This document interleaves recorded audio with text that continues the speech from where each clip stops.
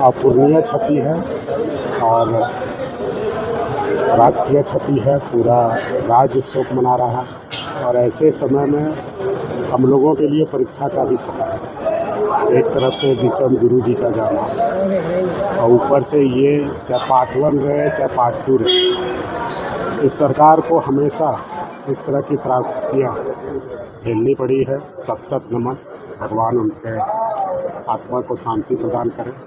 और शिक्षा जगत के लिए उन्होंने जो कवायद शुरू की वो यहाँ के अंतिम पंक्ति के बच्चों के लिए बहुत ही कारगर साबित होने वाला था। जब भोगनाडीह से सीएम साहब के बिहार में जब आदरणीय गुरु जी का तबीयत खराब था और सीएम साहब दिल्ली में थे, वो कार्यक्रम करने गए थे। लौटते क्रम में देवघर में बाबा वैद्यनाथ की पूजा अर्चना के बाद उनसे आखिरी मुलाकात हमारी हुई थी। उसमें उन्होंने जो उद्गार व्यक्त किए थे तो लगा था कि कमिटमेंट पूरे अंतिम बच्चे तक है और वो टेक्नोलॉजी का समावेश करना चाहते थे और बोले थे कि विधानसभा सत्र के बाद दोनों भाई बैठते हैं, लेकिन होनी को कुछ और ही मंजूर था।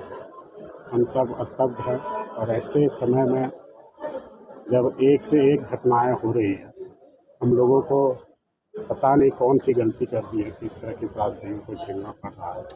फिर भी जितना विकट परिस्थिति आता है हम उतना ही मजबूत होकर लड़ते हैं। अभी पूरे परिवार के साथ हैं, उनके सुख संतुकों के साथ हैं और उनका योगदान को, उनके व्यक्तित्व को यह राज्य कभी भुला नहीं पाएगा।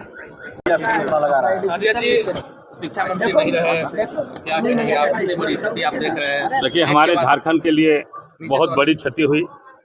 यूँ तो कुछ दिन पहले हमारे दिसम गुरु, झारखंड आंदोलन के महानायक और जिन्होंने जल जंगल जमीन के लिए लड़ाई शुरू से लड़ी, वे हम लोगों के बीच नहीं रहे।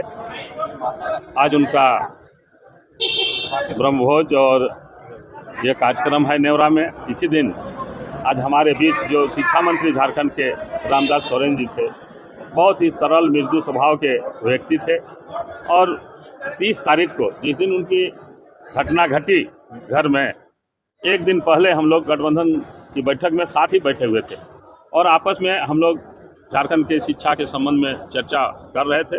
बगल में हेमलाल मुर्मू जी भी थे।